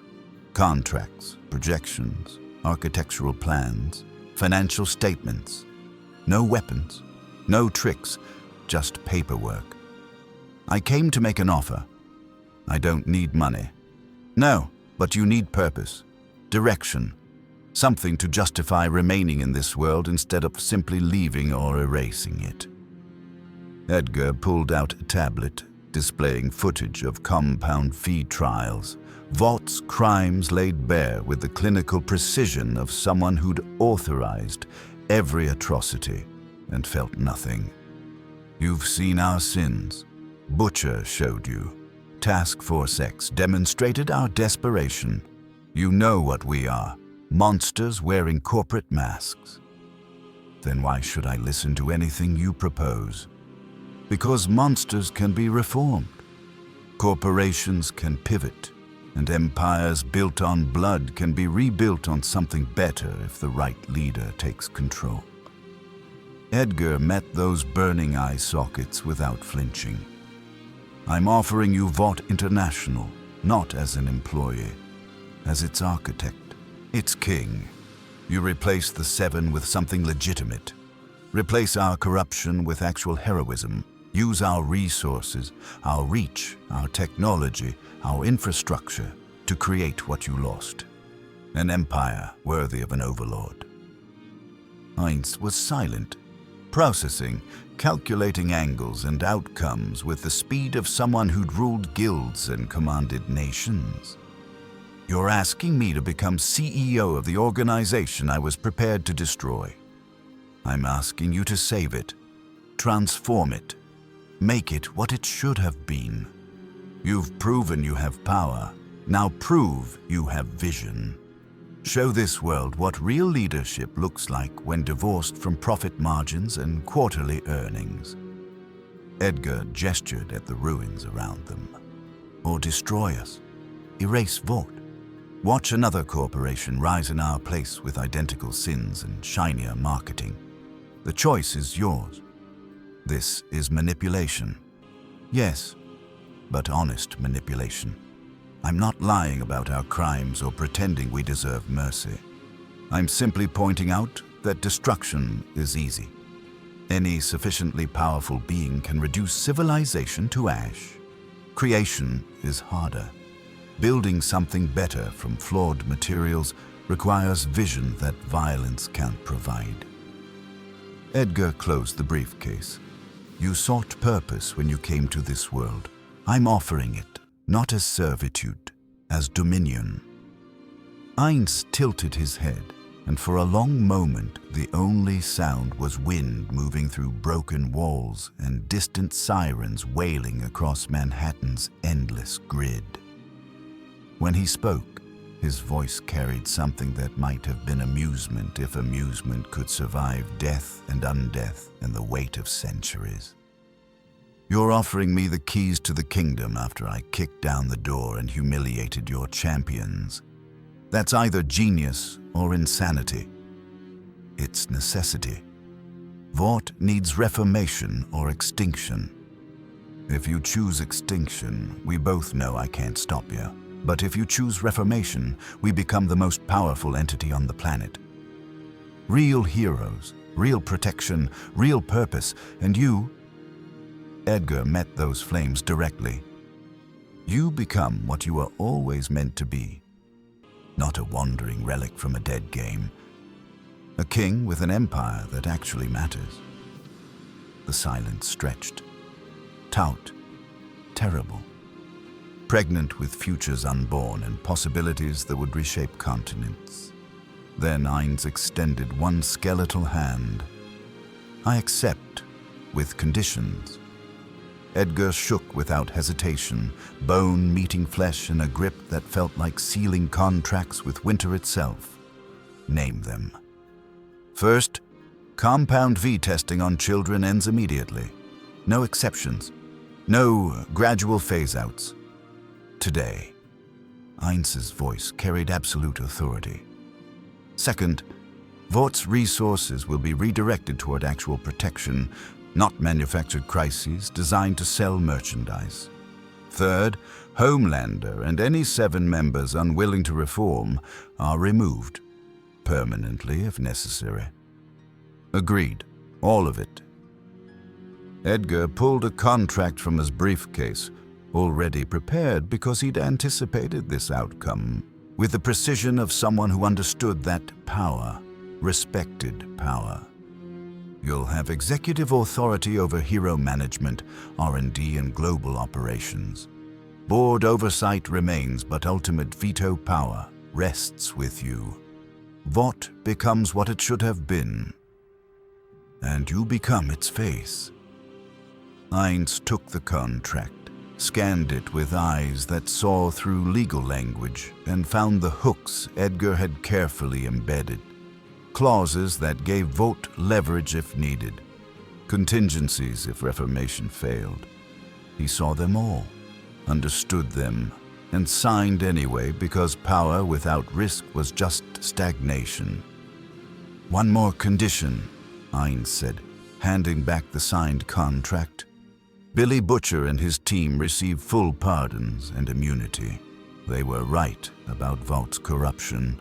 I won't punish people for being correct. Edgar nodded. Done. Though Butcher might prefer continued outlawry, being legitimate ruins his aesthetic.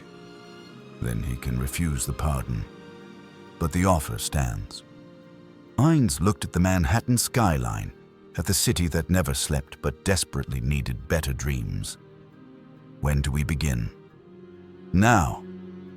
Edgar pulled out his phone, made 3 calls, one to the board authorizing the transfer, one to PR preparing the announcement, one to security ordering Protocol Valkyrie's permanent cancellation.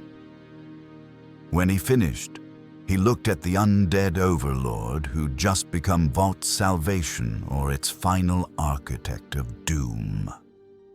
Tomorrow morning we hold a press conference. You, me, and the new direction of heroism. The world watches, and we show them what happens when gods stop pretending and start delivering. Ainz nodded once, and in that gesture, empires shifted, futures rewrote themselves, and Vought International began the strangest transformation in corporate history. From monster factory to legitimate protectorate, with a skeleton king wearing a suit instead of armor, ruling not through fear, but through the simple, terrifying promise that he'd actually mean what he said. Vought Tower's press room held 200 journalists, 3 dozen cameras, and enough collective cynicism to fill reservoirs. They'd covered Vaught's spin for years, memorized the talking points, knew exactly how corporate heroism flavored its lies. This morning felt different. Security was tighter. Ashley Barrett looked genuinely terrified instead of performatively anxious, and the rumors circulating through social media suggested something unprecedented was about to happen. Stan Edgar walked to the podium first, suit immaculate, expression carved from confidence and calculated risk. The room quieted instantly because Edgar commanded silence the way gravity commanded falling. Good morning. 3 days ago, an entity calling himself Ainz Ooal Gown entered our world and challenged everything Vought International represents. He exposed weaknesses in our security, our heroes, and our fundamental approach to protection. Rather than respond with escalation or denial, we chose adaptation. Edgar paused, letting cameras focus, letting the moment crystallize. Effective immediately, Vought International is implementing comprehensive reforms under new executive leadership. I'm pleased to introduce our Chief Operations Architect, Ainz Ooal Gown. Ainz stepped from the wings, robes replaced with an impeccable black suit that somehow made his skeletal form more imposing rather than less. The room erupted. Camera flashes, shouted questions, journalists standing for better angles. He stood at the podium, skeletal hands gripping its edges, blue flames in his eye sockets dimmed to something almost approachable while remaining fundamentally other. I'm not human, Ainz began, voice amplified perfectly, carrying across the room with unnatural clarity. I will not pretend otherwise. I am undead, a sorcerer from a reality that no longer exists, and I've spent 3 days evaluating whether your civilization deserves to continue existing alongside what remains of mine. The room went silent. This wasn't PR. This was something raw and unprecedented. What I found disgusted me. Children experimented on for profit. Heroes manufactured and marketed like soft drinks, power without accountability, fame without virtue. Vought International built an empire on lies and called it protection. His eye flame brightened slightly. That ends today. He pulled documents from inside his suit, holding them up for cameras. These are termination notices for compound V trials involving minors. Effective immediately. These are financial redirections. Vaught's resources will now fund actual disaster response, medical research, infrastructure protection. These are personnel reviews.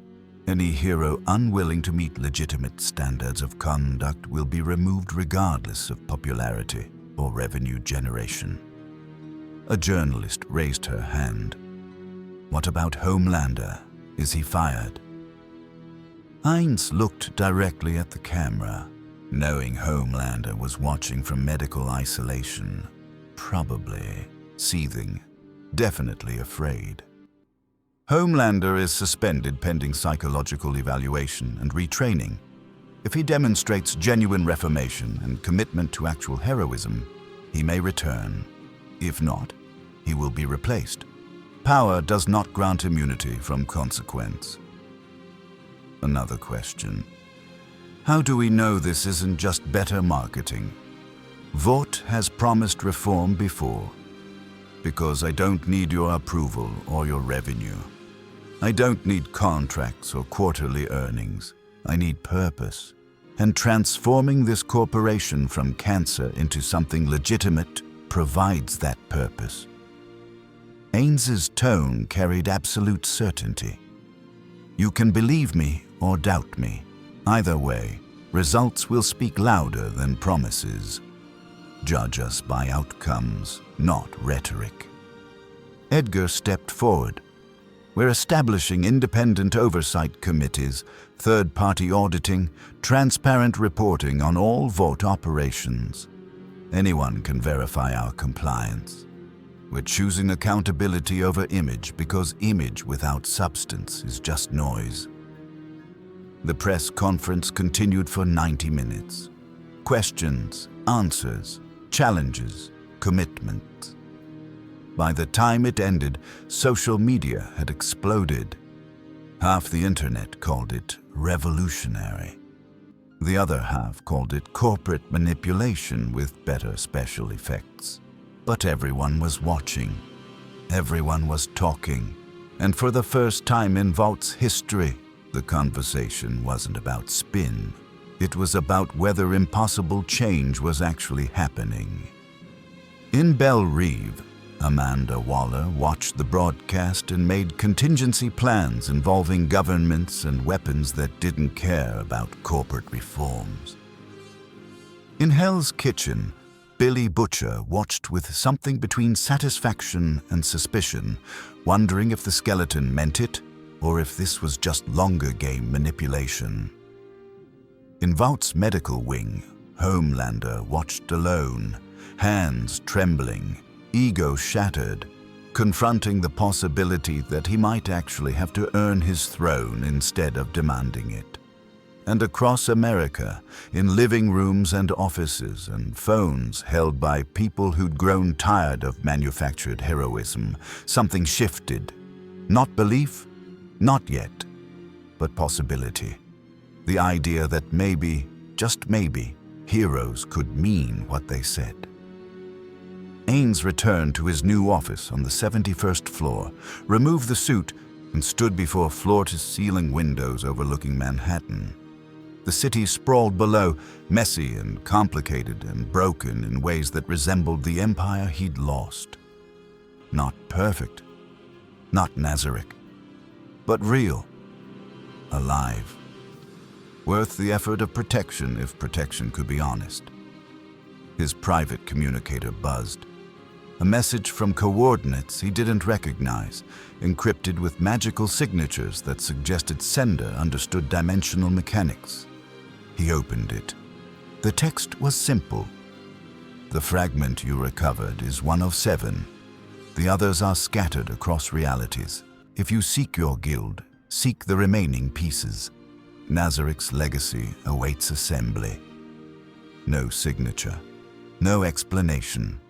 Just coordinates and possibility. Ainz stared at the message, then at the city, then made a decision that would define everything that followed. He could abandon this world, chase fragments across dimensions, search for guild members who might not exist. Or he could stay, build something legitimate, prove that power could serve purpose beyond nostalgia and conquest. He chose both. Vought would be his empire, his proving ground, his demonstration that overlords could rule with vision instead of just violence. And when he'd transformed this broken corporation into something worthy, when he'd shown this reality what legitimate heroism looked like, then he'd pursue the fragments, find his guild, reclaim Nazarik's complete legacy. But not today. Today, he had work, reforms to implement, heroes to train, a civilization to convince that change was possible if you stopped accepting corruption's inevitable. The Overlord sat at his desk, pulled up files on potential recruits who might become actual heroes instead of products, and began the slow, meticulous work of building kingdoms from rubble. Outside, the sun set over Manhattan, painting skyscrapers gold and crimson. Inside Vought Tower, an undead king wearing a suit started rewriting rules that had seemed immutable until someone with sufficient power decided they weren't. And somewhere in the multiverse, 6 more fragments pulsed with energy, waiting for assembly, promising futures where guilds reunited and tombs became kingdoms again. But that was tomorrow's story. Tonight belonged to reformation, to proving that monsters could become architects if given purpose, worth the transformation. Ainz Ooal Gown, Overlord of Nazarik, CEO of Vought International, architect of impossible change, allowed himself something approximating satisfaction as he began the work of earning the title of king in a world that had forgotten what kings were supposed to be. Not rulers through fear, not tyrants demanding worship, just leaders who meant what they said and delivered what they promised. Simple, difficult, necessary, the kind of purpose worth remaining undead for.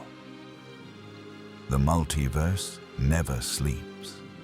More crossovers await.